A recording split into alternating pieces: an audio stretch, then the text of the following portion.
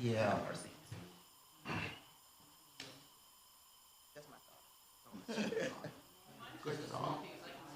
Oh, okay, okay.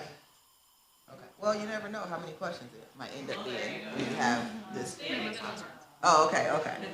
All right. Okay.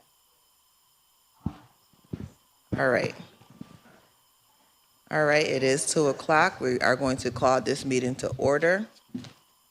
This meeting is a meeting of the Neighborhood Preservation Committee, and we are meeting to discuss the city tax foreclosure process, um, the tax trust process, as well as the land bank process. I know we've had land bank here before, but we might as well have to group them all together. All right. So I have Counselor Hogan here and Counselor Nave, myself, Patrona Jones-Rouser. And I got the Corporation Council looking after me today, so. Oh, Corp Counsel Yeah. Sue. I'm thinking Sue McMahon, that I didn't want to get it messed up. Sue Katzoff. Kimon Jordan and Michelle Skamansky. All right, from MBD. All right, so we'll get started with the foreclosure process of tax delinquent properties. Absolutely. Thanks, Counselor. So Kimon Jordan, Director of Housing and Neighborhood Planning. So I figured for today's agenda, we would talk through the foreclosure process, provide some updates on where we are with Phase 18 in terms of data points and some outcomes, talk through surplus notice proceedings and some of those outcomes, allow the Finance Department to talk through the tax trust application process, and then allow the Land Bank to talk about outreach and sales around properties that are occupied. All right, so you have a packet with you. On the second page, there is a diagram that shows the foreclosure process in its entirety. I will pass along. Does everyone have one? Perfect. So prior to a property becoming eligible for seizure, the Finance Department actually sends out what they call a McCann notice, which is a 1-year courtesy notice, just letting the property owner know that if they continue to trend in that direction, the property will be eligible for foreclosure. So once the property is eligible for foreclosure, the first part of the foreclosure process is for the Finance Department to send out a 60-day notice. That gives the property owner 2 months to contact the Finance Department, enter into a tax trust, redeem, or have some communication with the city around their property. Typically, at the start of a phase, we would do a mass mailing of all 60-day notices to all properties that are eligible for foreclosure. At the same time, the Land Bank Board would vote to accept those properties into their inventory. The vote happens very early in the process, although the foreclosure doesn't happen until the end. So after the 60-day notice, once we send out the 60-day notices, NBD does have one staff person, Kaylin Hubbard. She's a West Side planner, but also the full-time staff person dedicated to doing all foreclosure prevention outreach. So she'll begin by sending notices out to the property owner of record as well as renters, just to get someone's attention. If that is unsuccessful, she would then go through different property records, whether it's through code enforcement or the water department, to identify any additional contacts. So she's identifying phone numbers and cold calling folks that are on the accounts. Come on, so sometimes, just having done this, sometimes the property owner, the address for the property owner is different from the address of the people paying the water taxes too. Yes, correct. So you get phone numbers for those people? You're able to obtain phone numbers? Yes, so we look in code enforcement records, and then the water department through AS400 actually keeps a very descriptive log of every time they have a contact with someone, like whether it's a tenant or an owner occupant, and they typically leave a number, so we reference that to do outreach. All right, so if the phone calls are unsuccessful, before the property ends up on a council agenda, Kaylin will also go out and do door-to-door engagement, and she will try to identify someone to talk to about where the property is in the foreclosure process. If she is unsuccessful, she then leaves the notices in a place that people can find it, but it's not too exposed to the public because it is a very sensitive topic for a lot of people.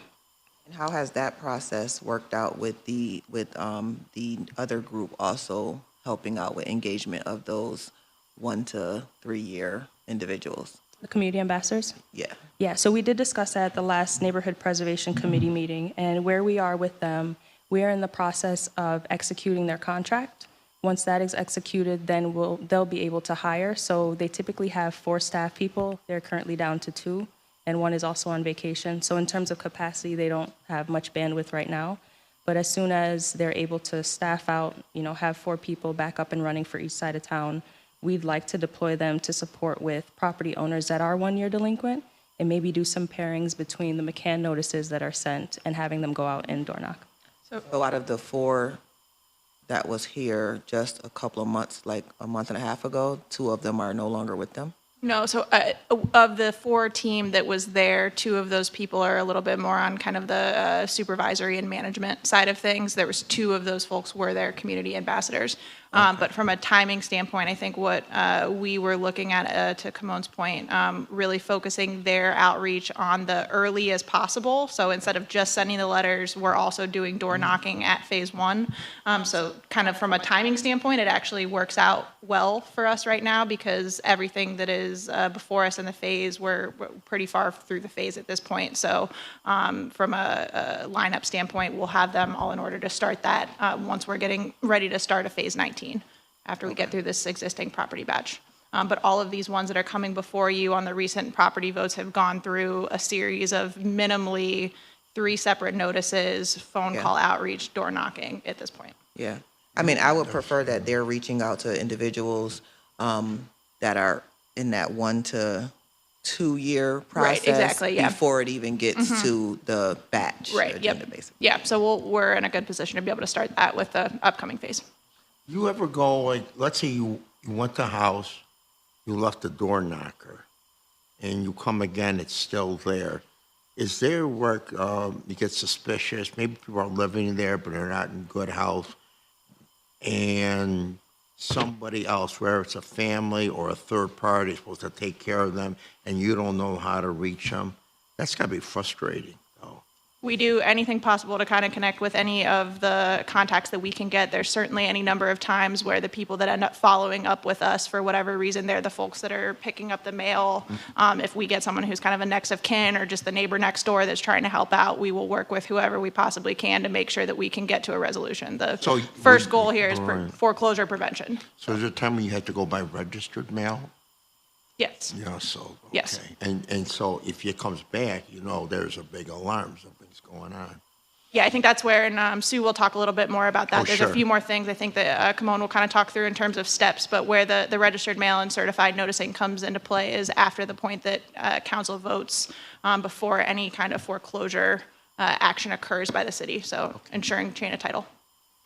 Yeah, and I would just add that there have been instances where Kaylin does door-to-door engagement, and she might not contact anyone living in the property, but she might speak to a neighbor, and the neighbor might indicate that the person is a bit up in age, so then we might get, some supportive services involved to also door knock and support the process. You have to contact County Sports Services too to see if they're getting assistance? So we've contacted Adult Protective Services Okay. to do some additional outreach before. Oh, good. All right, so once the 60-day notice expires, that is when the property comes before council for a vote, and that vote is to approve the final transfer of the property to the land bank once the foreclosure process is complete. So after that vote goes through, the law department then orders a title search, which will pull out any property owners or entities that have a vested interest in the property.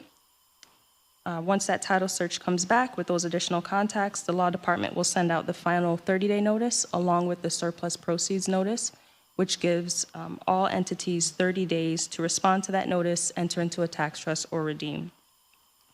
All right, so say no one files a surplus notice proceeding, we typically continue the foreclosure process as normal. So NBD completes disposition plans, which are basically land use plans that show the intended outcome of that property. So if it's a vacant, depending on the neighborhood, is it best suited to become a rental, an owner-occupied property? Depending on the condition scores from the code enforcement department, it might be a demolition candidate. So those are some details that we're sharing with the county based off of neighborhood need and different priorities that our department has. So once those disposition plans are completed, the county compromise is then executed and circulated among finance and county staff for signatures. Then we have tax deeds and affidavits that are prepared and executed at the law department. Then quitclaim deeds are prepared and executed. Then the city would send closing documents to the Land Bank Council for final signature and recording, and the foreclosure process is complete. One thing that I would just add on to that, just to help kind of contextualize the timing of how the full phase works, the earliest properties that are coming before the council at that point in the phase, we always start with the properties that are vacant, and then we go based on kind of the properties where we know that there's habitual patterns of being in the system, particularly kind of absentee landlords, properties where there's other problems, and work our way down from there. But the earliest properties that you would be seeing coming before you have been involved in outreach for a minimum of 3 to 4 months before they end up on your agenda. Oftentimes, it's much longer than that if you're towards the end of the phase, upwards of a year. At the point that the council votes on a given property, to go through all of those kind of back-end processes that Kimon was mentioning in terms of the title searches and the other logistics, we see on average that's about a 90-day period is the earliest period of time that those properties would be closing. And at any point in that 90-day window, to Kimon's point, a property has the opportunity to still redeem. So it's not like the council vote is the final step. There's multiple options kind of behind that. May I So just I add? guess this is for Sue. Can I add one more thing before you? So, and if I understand the process that Kimon was laying out, in addition to all of the outreach that she outlined, that is our current process, with the ambassadors, we're going to now put another additional layer on that will start at least a year ahead of time, reaching out to these property owners to try to engage them in an effort to have them either enter a tax trust or redeem. So it'll be one additional attempt at outreach. Yeah. Okay. So as far as the new items that's set in motion for the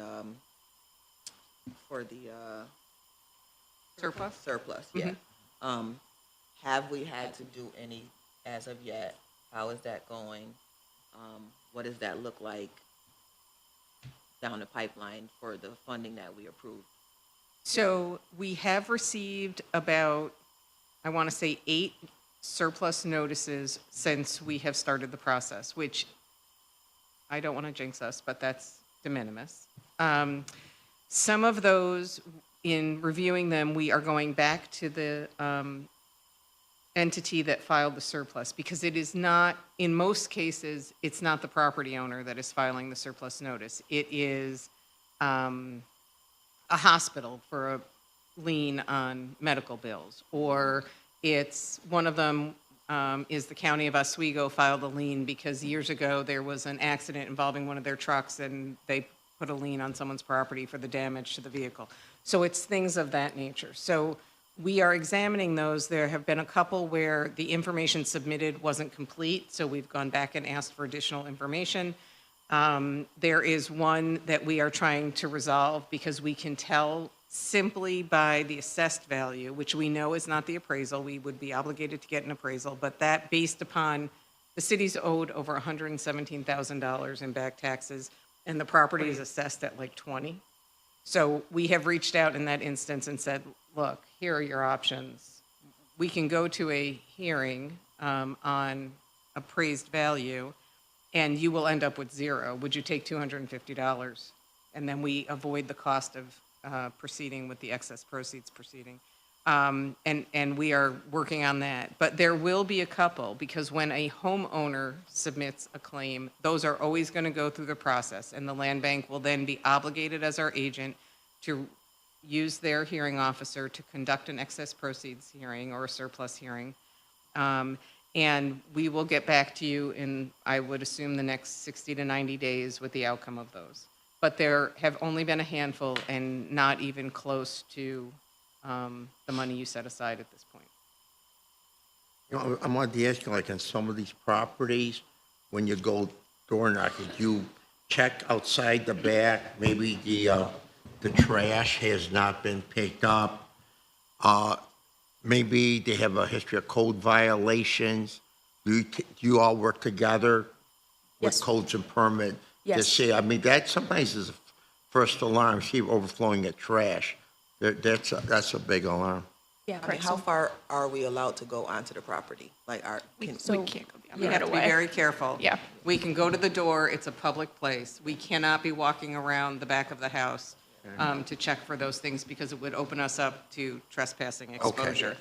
And I just want to reiterate that as Kimon has indicated, to the extent we learn that there are alarms, that there is an elderly person living there and doesn't come to the door, or a neighbor informs us, or there's a next of kin that says there's mental health issues, we do the best that we can, reaching out to our county counterparts to try to get services so that we can make those connections. But again, there's only so much we can do within the bounds of what the law will allow us to do in terms of reaching those individuals. so I guess this is kind of, I don't know how you would answer this, but out of, because you have thousands of properties, but let's just say out of 100 properties, how many people do you suspect, like, or notice, like, just don't respond to any notices, and how many people are repeat foreclosure, like they may have redeemed at some point in time, and then they end up back on the list again? Yeah, like, do you have those type of numbers? We have those stats that we've pulled before. I know I did them right before this phase. So off the top of my head, I want to say we are getting to a point, because we've been doing this for so long, where we're seeing more instances of frequent flyers. I want to say it was somewhere in the neighborhood of between 20 to 30%. I'll confirm the exact number for you, but we're getting to a point where people are kind of getting into that cycle increasingly of, they wait until we either send the 60-day notice, or they wait almost even until we send the 30-day notice, because then they know it's for real. And those are the ones that are really frustrating, right? Because we keep seeing them again and again and again. I think there's fewer situations where I think the good thing is we're not seeing a ton of people that are going all the way through the process of getting to the land bank and then the property selling, and then we're seeing them come back into our hands. There's less than, I think, 5 that I've counted of where that's happened over more than a decade now of us doing this, which is great. But I think at this point of the life cycle, it's a combination of early and often, as much as we possibly can be, to make sure they're not getting to us in the first place. And then it's figuring out what are the set of strategies to deal with the frequent flyers. Yeah, and I guess I would probably just want to state that this meeting is, for 2 reasons. One, for counselors had a lot of questions, although some of them are here. They had questions, but also, full disclosure, I am on this land bank's CAB board, and so I'm a citizen advisor. But a lot of people are unclear of the full process, and so a lot of things get blamed on the land bank. I'm not sure where the missing piece that individuals have not paid their taxes. I'm not sure where that gets lost, but the land bank is like really, blamed for a lot of things. But so that's why this meeting is happening. And so I guess that kind of will pivot to the land bank. And were you done? Come on. Yeah, so did you all want to talk through some foreclosure outcomes for Phase 18? Happy to prioritize what you feel is most important. Yeah, that's fine. Okay. So in Phase 18, we had about 962 properties. In terms of redemption, we've had 387 property owners redeem. That's about 40% of Phase 18. For tax trust agreements, we've had about 101 property owners enter into an agreement successfully. For foreclosures that have been completed to date, we have about 30. Understanding that there were some pauses, but the the law department has been moving pretty fast with closings. We're hoping to ramp up and close, or schedule 2 closings a month moving forward. In terms of properties that are currently in the foreclosure queue, there are about 444 properties. And then the spreadsheet sort of shows how those are broken down based off of which properties have been approved by council, which have been withheld, withdrawn, and where bankruptcy has been declared. And you don't have it where there's properties that maybe that's under the withheld, where they may have been approved through council, but then stopped at some point? So that's a number that we have. We don't have it before us today, but we could pull that for you. Okay. If in the event that a property had been previously authorized by council, it does not, if it goes back into the foreclosure process, it does not have to be voted back on to subsequently. council, So I think yes. that's why some of those numbers that Kimon mentioned, the Yeah. total population of Yeah. properties that is in the queue, some of that's a combination of things that were from prior phases, not that Yes. it went back in, but just the massive amount of time that we were paused, close to 4 years total between COVID and the combination of that, and then figuring out the Supreme Court Yeah. stuff. So just, that's sort of where some of those numbers stack up. And if I may, I just want to make sure everyone understands Kimon's comment. We are working very hard to have 2 closings a month. That doesn't mean 2 properties. It means 2 days of closing numerous properties to try to get them transferred to the Okay. land bank. Okay. Two a month would not reflect well on my office, so I just wanted to clarify that. And I also want to note, we are working very hard and very collaboratively with both NBD and the land bank.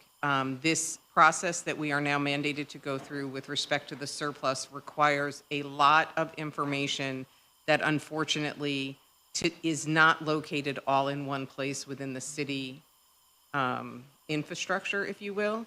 So it is a very laborious, human capacity intensive process to gather the information necessary to figure out the surplus dollar number. We are working with our vendors to make that process more digitized, if you will, so that we can have a program that draws all those numbers together. And once we have that, we are very hopeful that the process will move even faster than it is moving right now. And again, from a legal standpoint, I want to commend the council for understanding the outreach that happens before it gets on your agenda. I want to commend NBD for providing notice ahead of time for the properties in the districts. So if there's individual outreach that wants to be done, it takes place before that agenda, because not moving properties forward has other legal implications when they appear on your agenda. So that process, I appreciate everyone's collaboration on it. And I don't know, I haven't been contacted by any of the individual counselors with specific questions, but to the extent there was any question on whether or not properties should be transferred to the land bank versus, I don't know what. So I do know that Counselor Caldwell is very concerned that, and which we all should be concerned, we are in a housing crisis. And some of the properties, especially those ones that are, up 3 years delinquent, some people are, one property I will say was on my desk at like $3,000 or $4,000. Like, I just felt like that should never come to us at that point. Although it is delinquent, yes, but we could do further outreach with that individual. So just at this point in time, knowing that renters themselves have nowhere to go at this point in time, then we're looking at possibly putting homeowners out of their homes, and then where are they going to go? So that's her main concern, that with the housing crisis happening at this point in time, we need to be a little bit more meticulous about how we're moving with this, because we don't want to, cause extreme hardships on people, but at the same time, understanding that, something needs to happen. So maybe the financial empowerment,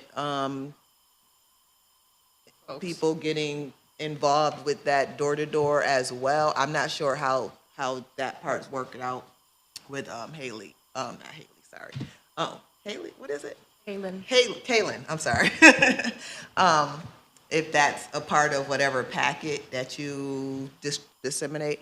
Okay, so yeah, it's just more or less trying to figure out, we don't want to be putting people out at this point in time, because we have a crisis.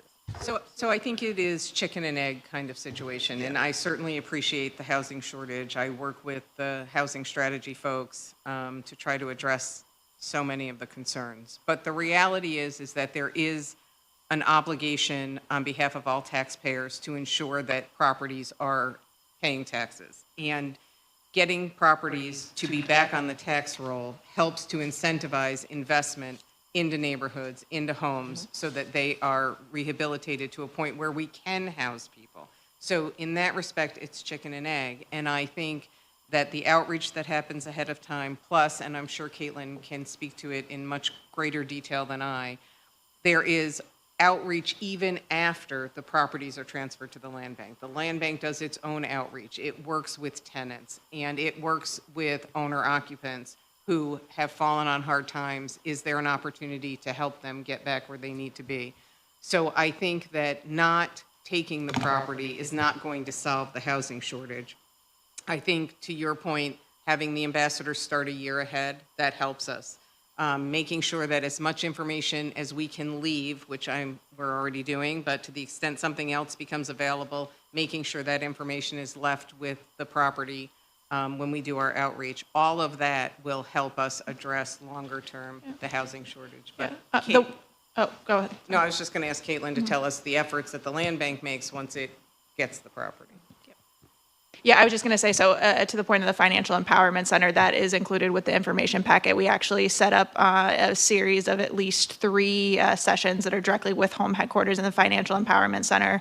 Not just Financial Empowerment Center, but also foreclosure prevention specific courses. And we take notes of anyone who signs up to attend those, and very much consider that kind of a sign of you're attempting to do due diligence. And we will move people who respond to those types of things to the back of the line, basically, to maximize the time Can you that get they us have. that information? Yeah, Like how of when many we held people them and have who found- participated. yeah. Yep, absolutely.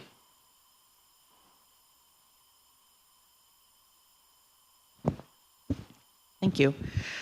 So fortunately, the vast majority of properties that come to the land bank after foreclosure are vacant and abandoned, and we take possession, change the locks, put our sign up on day one, clean out all the trash and debris, and get them listed for sale or onto the demolition list. A small percentage of the properties that we get are occupied.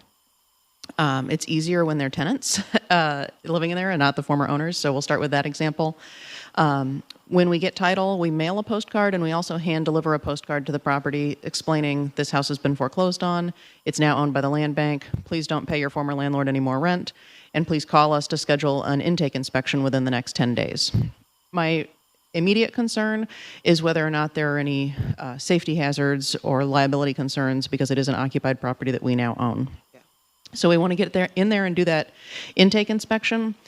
Our inspectors gather names and phone numbers and contact information for anybody who's living in the property at that time, if we don't already have it, from getting it from them over the phone. They do the inspection mostly to look at the building condition, and then while they're there, they ask the tenants if they have any concerns that they want to share with us, if they've been having any building conditions issues. So they gather a lot of good information. We have something we call our tenant to homeowner program, where tenants living in the home at the time of foreclosure will get a non-competitive chance to buy that property. When we sell a property competitively, fair market value is determined through competition and whatever the highest bid is. In this case, since there's no competition, we do get an appraisal done so that we know what the property's worth. But we will reduce that price if necessary. What we're looking at is to make sure that the buyer, the current tenant, has the financial means to bring the property up to code and maintain it going forward. So we're going to work with either home headquarters or Syracuse Cooperative Federal Credit Union or some of our other partners to put together a mix of loans and grants for them that'll cover the purchase and any necessary renovations. And if they can only qualify for a loan of a certain amount, and we know what the renovations are that it needs, and we have to reduce the sales price below the appraised value, that's okay. In exchange for that discount we're giving them, we put a lien on the property for 5 years, and they have to owner occupy it for that 5-year period, after which the lien is forgiven. So that's the best case scenario, is if the tenant can buy the house. Sometimes the tenant's income is so low there's really no way they can buy it, or the home is in such horrible condition they don't want to stay, they don't want to renovate around themselves. And then we do offer relocation assistance through Catholic Charities. We check in with Catholic Charities every couple of weeks and get a status report on where all their cases are.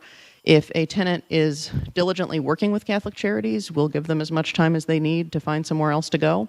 If they're not answering the caseworker's phone calls and refusing to cooperate, then we would pursue eviction in that case. Now, if the home is occupied by, well, let me go back one more. If they do want to do the tenant to homeowner program, but they just can't qualify for a mortgage quite yet, we often do enter into a month-to-month lease with folks and give them a year, 18 months to work on their credit and get mortgage qualified so that we can make it work. All right, so the other chunk of occupied properties are when the former owner is living there. We generally don't want to sell the property right back to the former owner because we don't want the land bank to be a tax loophole. However, we do have some criteria we'll look at. If they really want to keep the house, they have to show us what were the extenuating circumstances that prevented them from responding to all these notices in the first place. Why didn't you just avoid the foreclosure? So they've got to have a reason for that. They have to show us that they can pay all the back taxes they owed, that they have sufficient income to stay current going forward, and if the house has major code violations, they need to show us that they have the capacity to fix those, and we would put a development enforcement mortgage against the property like we do with any of our other buyers to make sure that they actually follow through. So in rare circumstances, they can answer all four of those questions, and we do sell back to the former owner, but we try to avoid it. We want people to take the city's foreclosure process seriously. One thing I wanted to mention, because it's not been discussed, we have a lot of elder abuse. We don't know what goes on in that house. There might be a relative in there. Somebody might have broken into the house, might be a squatter who might be threatening them. And I think these are times when we don't want to go on property. But sometimes I believe sometimes law enforcement has to do something because we don't know what goes inside that house. And personally, that scares me because, and I got a property on the north side that's inhabited by drug people right now. And the people next door are scared. And it's inhabited by cats right now. So there's a lot of things that is going on. And I think we really have to pass more, we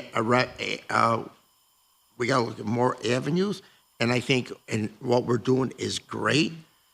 We can go to NBD, but I really believe law enforcement has to be involved in these situations because there might be something going on in the house that's not nice. So in a situation like that where clearly they're squatters and they're engaged in criminal activity, and they might be living in that home, they can't get them out. We would move straight to eviction.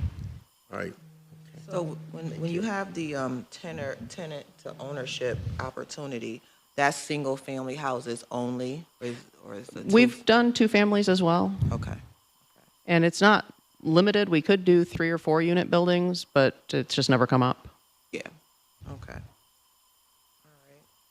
I think one really important thing too to just point out about the role of the land bank is what a critical role they play in the process of property redevelopment. So when we talk about housing needs that we just spent 2 years doing housing studies to look at what overall conditions are. A lot of these properties, no matter kind of what the original situation was, there's decades of deferred maintenance that need to get done. I think all the work that we've done with new construction for affordable first-time home buyers, that entire section of Woodland, Baker, and Garfield, as an example, all the new construction that's going on there, those were all things that involved the land bank kind of being able to act as an intermediary, do the process of getting the blighted property down, doing the land assembly, which is a very elaborate puzzle that has to occur over a series of sometimes years to be able to get everything kind of lined up so that we can then turn around and do new construction. So I certainly very sensitive to your point of kind of making sure that we're doing everything possible that we can in these situations, understanding the complexities of the housing crisis that we have. But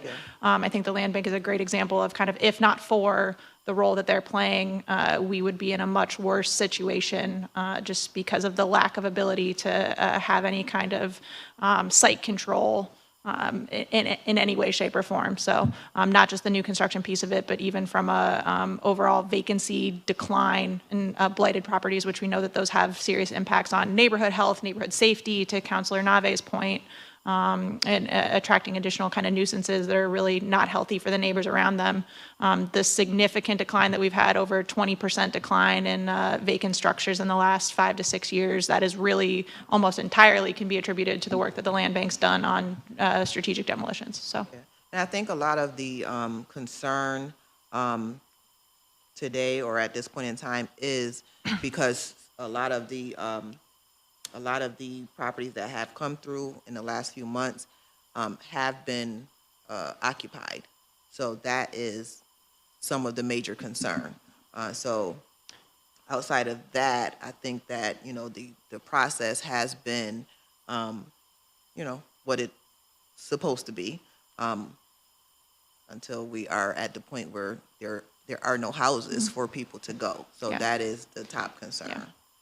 So Yeah, that slow site assembly process that Michelle was talking about does take an excruciating amount of time, but we've got something like 300 buildable lots in our inventory right now, and those just kind of come together over time. So the more we get, the more land we'll have available for new construction of housing units. yeah. So maybe that, I know like you're working with Catholic charities, but are you working with like Housing Vision? So, of course, I know you work with Home Headquarters, but as Yeah. far as like being able to move people into, I know they have SM&C homes and things like that, but Catholic Charities is supposed to provide them with kind of a index of all available units. So they might be looking at Housing Visions or SM&C or other privately owned units. There have been cases where we find somebody's living in just such dire conditions that we need them to relocate immediately, where I've called Housing Visions and worked out, you know, if we issue an eviction notice, that would make her eligible for emergency housing and they can get her into something faster, that sort of thing. or even just a suggestion, maybe some of the houses that you know that have turned over in your queue that are 2-3 family homes, keeping that log and being able to reach out to the owners who they have these rental units to find out if you have something available. Absolutely. We have a family of 2, family of 3 that's looking. Absolutely. While I'm up here, I just want to take a chance to commend NBD on all the outreach that they're doing. So we're one of 30-some land banks across the state now, and up until recently, I was on the board of the New York Land Bank Association, so I've worked with a lot of them as they're starting up and worked out what their relationship is like with their foreclosing governmental unit and how they get properties. And I haven't seen any other local governments doing this level of door-to-door outreach and hooking people up with financial counseling, and it's really an impressive effort. Yes, You're I agree. commended for all Yes. this. Really, it's hard. I think it's extraordinary amount of outreach that is done. And that part where you submit to us, Camone, is the amount of code violations on some of these properties.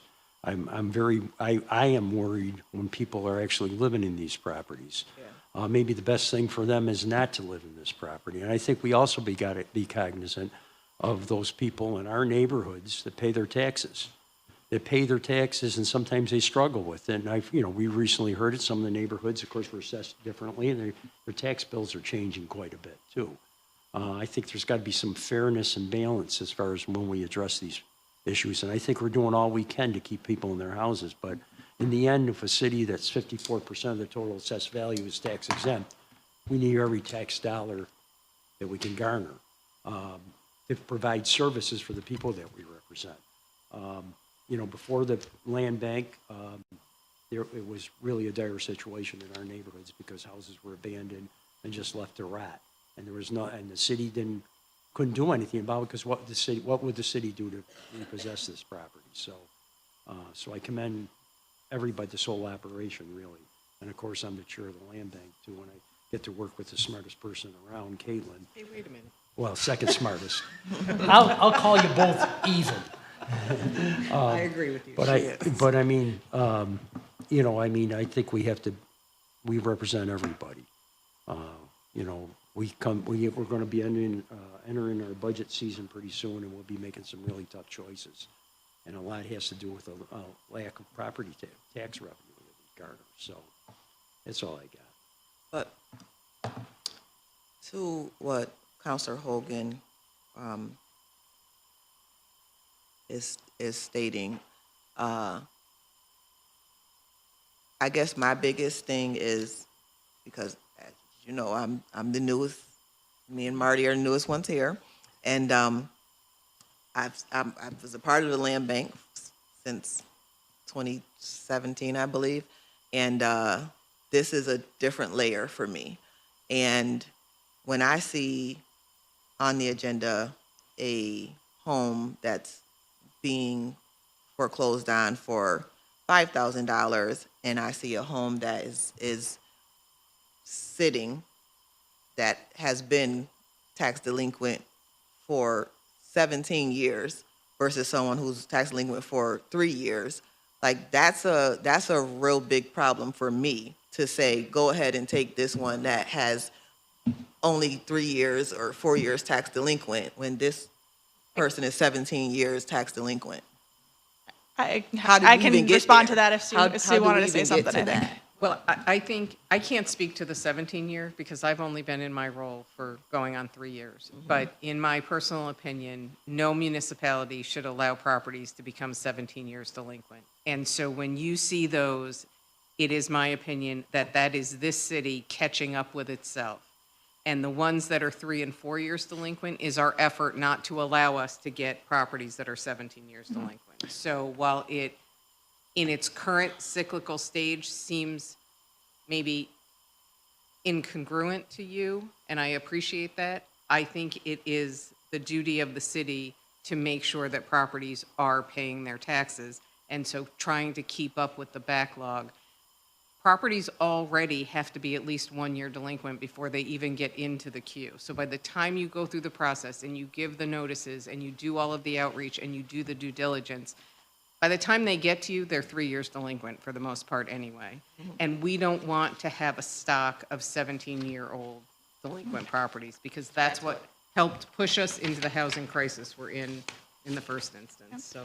And I think a lot of the ones where you're seeing where we do have some of these legacy carryovers from what I've seen just from my prior time kind of in the role that Camone's in, typically those are situations where maybe they were in a tax trust and they defaulted and they were not able to do what they needed to do to get back into that tax trust. There's been legacy situations where unfortunately people have, exactly what Sue said, kind of we have let them get to a point of no return. And I think that's where really the key is the early intervention. I think that we've even seen, I would wager to say, the impact of all of the time that we were paused during COVID created a period of time, I think, though we were doing it with the best of intentions of making sure that we weren't putting additional burdens on people with everything going on in the world at that point. The unfortunate consequence in some of those instances is it allows people to stretch out to a point where it then becomes harder for us to be able to help them. So I think it's a balance there that we're trying to be really attentive to. And Okay, so this might be a question for Vicky. Would say that was a situation that someone was in a tax trust and they faltered and now they're back on the list for foreclosure. Because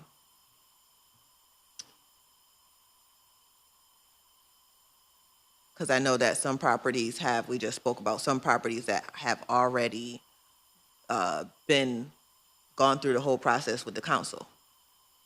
Should we, although they're in a tax foreclosure, a tax trust, should we still move forward with the process and have it on hold in the event of? Well, I guess my question is, if they enter into a tax trust and then they default on it, does the process have to start over? From the 30, 60, 90, does it start over? Or should we No. pick up where we left off? So what we typically try to do when we have people applying, defaulting on a tax trust, so we're kind of moving ahead of the process, but I'll jump in. So if somebody has had a tax trust, they're not making their payments, we send them a letter after they've missed, we try to send it after they've missed one payment because we don't want them to get 2, 3, 4 payments in, and then, how do they make the payments? So that can either be a tax trust payment that they've missed or a quarterly payment for city, school, and or county, because the tax trust agreement requires that they stay current on all of their taxes. So if they've defaulted, we reach out to them. First, we send them a letter saying, you are in risk of default. You have 2 weeks to pay this amount, whatever it is, and that will, bring you current and you can continue on the tax trust. Often people do not respond to that, so we call them, we email them because we have this information from their tax trust application. If we get no response and no payment, we send them a second letter that says, your tax trust has been defaulted. Always. We get a response to that one. So then people say, well, what do you mean my tax trust? I was just coming in with a payment. So unfortunately, once we've defaulted the tax trust, it's more difficult to change it in the system than to just go through the process again. So what we do is we give them a new application. They fill out a tax trust application. We quickly get them a quote, which generally they're not going to have any code violations because everything was cured when they went through the tax trust procedures the first time. So they're not going to have any anything open other than the taxes we already sent them a letter about. So very little down payment to make, and then of course they've got to make their first payment.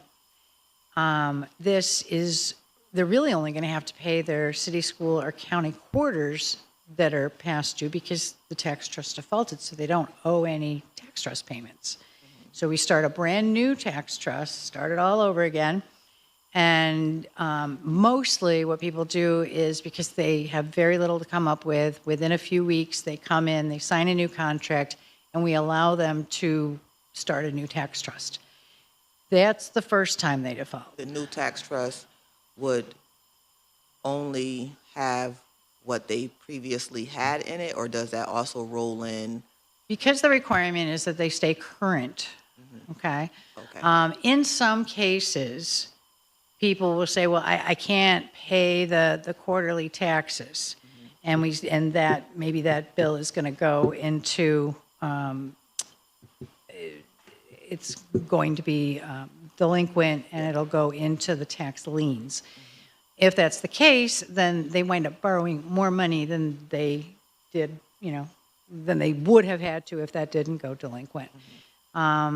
But typically that's not the case. Most cases, it's just a matter of they've got, 1/4 of city, school, and or county taxes to pay, and they make their first tax trust payment and they're back on a tax trust. If that happens a second time, the tax trust program requires that we make them wait for 6 months.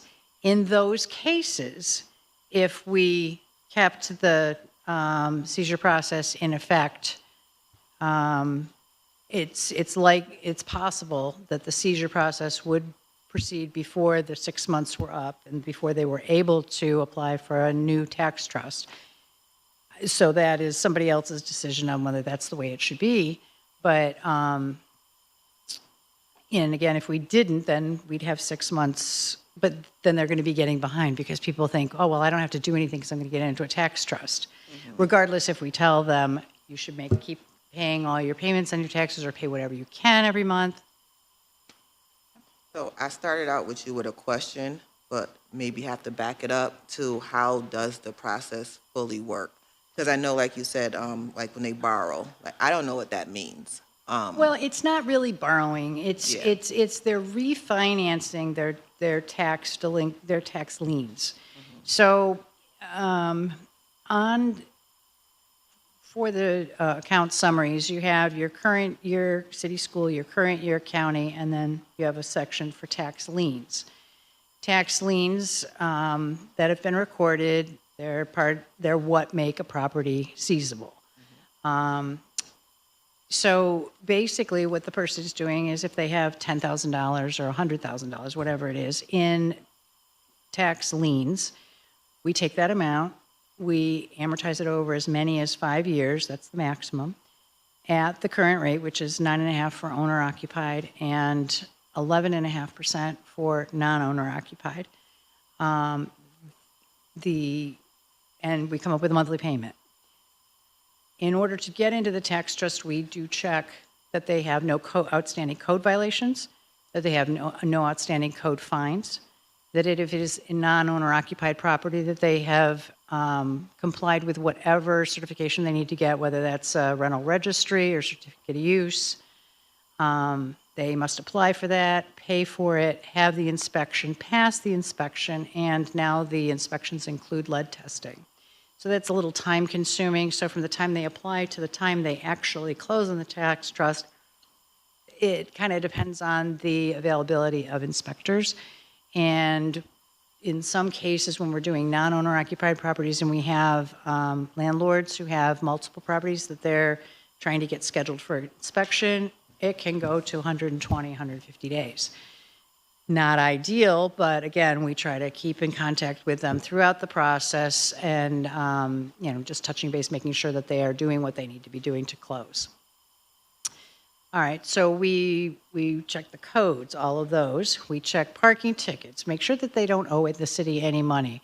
We check their water account, verify that it's either current or they've established a payment plan for the balance on the water account. We check any violations for set-outs, board-ups, clean-outs, demolition, emergency repair program. So we're trying to see that anything, we check for judgments, which, are filed through BAA. So anything that person owes the city is cleared up. So they're starting on a fresh foot so that they're not getting notices from this department, that department, another department saying, oh, you owe this. It's all cleaned up. All they have to do is pay their monthly payment for their tax trust and then the quarterly payments as they become due. So we're trying to simplify it. Now, one thing that we had discussed and we never really did, which I more and more seeing people defaulting on the tax trusts, someone, I don't remember who it was, had suggested that perhaps we require anyone that applies for a tax trust to go through the Financial Empowerment Center and participate in an educational program they have for budgeting. Because people not everybody does know how to budget, and some people don't consider something as simple as not buying a coffee every day. Hey, there's your tax payment. So I'm wondering if that is something maybe we should do, because we do see a lot of faltering on the tax trusts, people that they have every intention of paying, but they just really couldn't make it. We do ask people to communicate that need so that if they call us and tell us, hey, I'm going to be late on my payment this month, well, then we don't have to send them the letter for 15 days. We can kind of track it, make sure they pay it, and then we don't have to default the trust and then start with the application and do the whole thing all over again. So we definitely try to communicate with anyone that participates in the program. Always looking to make it better. But that's essentially it. Once they've established in the tax trust program, they just make their payments until their loan is, their refinancing of the tax lien debt is paid off. I think to Vicky's point, just in terms of expansions and improvements, a good example of that is the expanding to include rental property owners. That wasn't something that was an option up until fairly recently. So, certainly something that everyone is amenable to. And again, it's just really kind of about finding that balance of how do we make sure that you're not in this situation again, but also that we're setting kind of a reasonable bar that people can So meet. that's where I kind of, I'm glad that rentals are a part of it at this point in time, because you might have a community investor, someone who only has one or two properties in their neighborhood, but and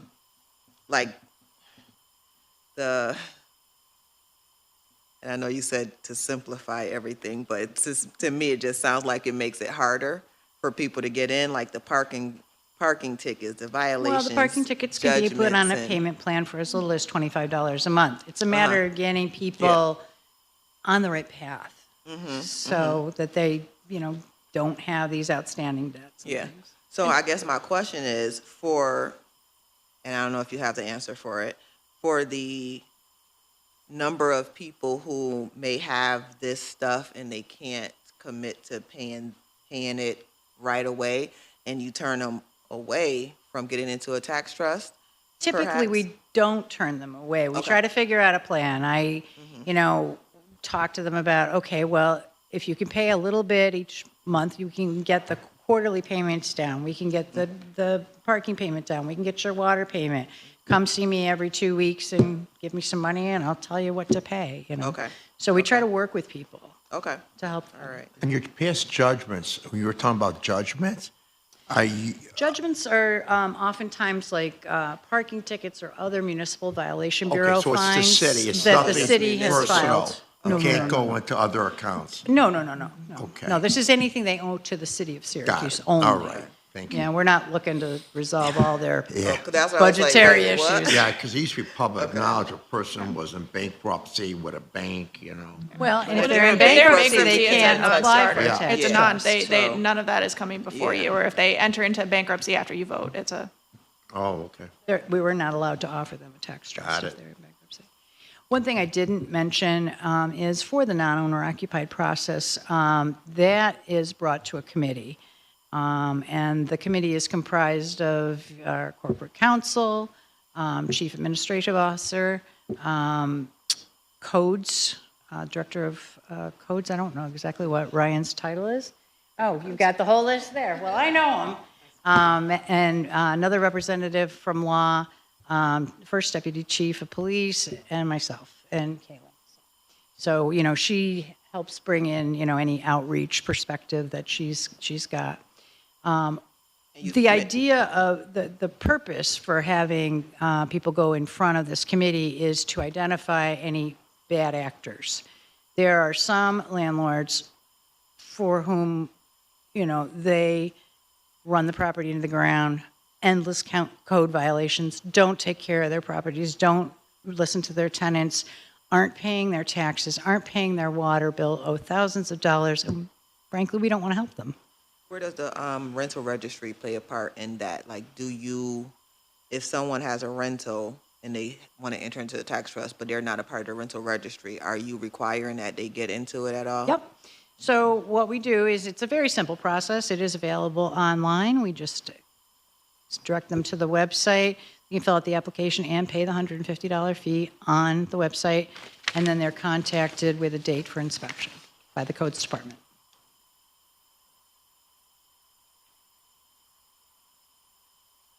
Any other questions? So we got about 100 people in the tax trust agreements, Vicki? I That's what honestly, it says here, 101. well, then that's probably correct. And redemption is 387. Redemption, obviously, they've cleared up everything, correct? and that's just properties that were entered On into this a tax phase. trust from this particular phase. So Yeah, the- I think the it's whole more like universe is- 167 altogether. So how many? I think we have 167, but I can get that number for you, Pat. I think the key thing is people redeem when they know their properties are going to be seized. Some people, 40% of them redeem. Oh, yeah, the their large taxes. number. Absolutely, they find the Yeah. money.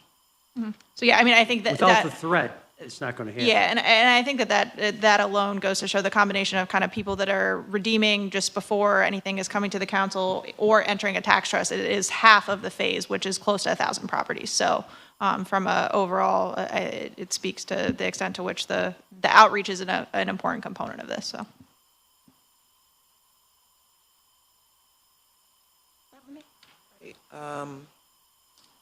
I think I had another question, but I don't know what it is at this point. So, yes. And a lot of people call the land bank when they're facing foreclosure, even though they haven't been foreclosed on yet, because like you said, they get confused about what role the land bank plays. And the tax trust system is great, and I'm so glad that you guys did away with the big down payment that used to be required. That's really helped a lot more people get into it. But I do always tell people, if you can talk to your bank and get a home equity loan at a lower interest rate, I would definitely look into it, because depending on how much they owe, you can get a much longer term than just 5 years from your bank and a lower interest And rate. probably a lower interest rate. Yeah. Not everybody qualifies for that. Yeah. Most people find is that banks do research and I've had several people say, I'm going to go get my money from the bank, and they cannot get a loan. Now, people do go into their 401ks, their retirement account programs. Sorry. People do go into their 401ks, their retirement programs, and that's often what I see happen when they're doing redemption, is they just look for money from anywhere. But, lending, the loans really aren't prevalent, and I think that's why the program started in the first place. That's what my other thing was, because you said that you recently started allowing rentals in, but also there's commercial too, correct? Yeah, there's been a couple, not an awful lot. I think I could probably say that there's maybe 3 or 4 commercial properties that, one of them on South Ave. Yeah. No, because someone asked me, and I was like, yes, but I was like, I probably should make sure that is. Yeah, we do. So, which I know, but I wanted to make sure. So, okay. All right. Counselor, can I just again take this opportunity to say how important it is for my office and how grateful I am to the council for recognizing the necessity to move the review of properties that come on your agenda and vote on them when they appear on your agenda. And thanking the council who have taken the opportunity when the lists are provided by NBD to do any additional outreach you want to do personally. You certainly are not obligated to, as you've heard today. NBD does yeoman's work in reaching out to the individual property owners or occupants who are going to be impacted by a seizure. But once those properties appear on the agenda of this body, it really is imperative that they be voted on. So again, I want to thank you for marshaling that through and for taking that aspect of this seriously. So thank you very much. And Corporation Counsel, that is like imperative in as much as it shows a certain degree of something that I'm not very comfortable with in this matter of like some properties are being held and other properties aren't being held. And it looks like it might be perceived by the public as somewhat favoritism.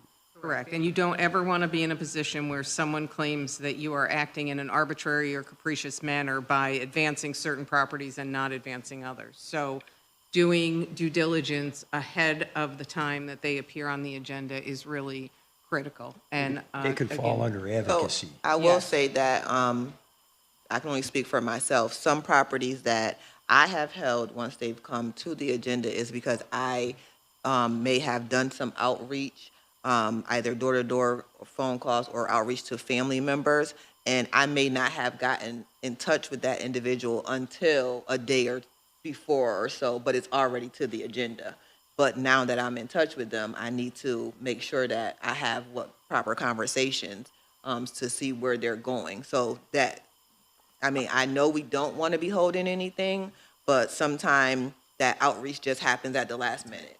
Right, and understood, and certainly appreciate the additional outreach. To the extent that you or any of your other council members have actually contacted a property owner and either gotten a response or are waiting for a response, to hold a particular property for one agenda, to have that time to follow up, I think that that would be appropriate, but to do it much beyond that, when all of the same outreach has been offered to all of the property owners, then gets you into some gray area. Yes. So thank you again. All right.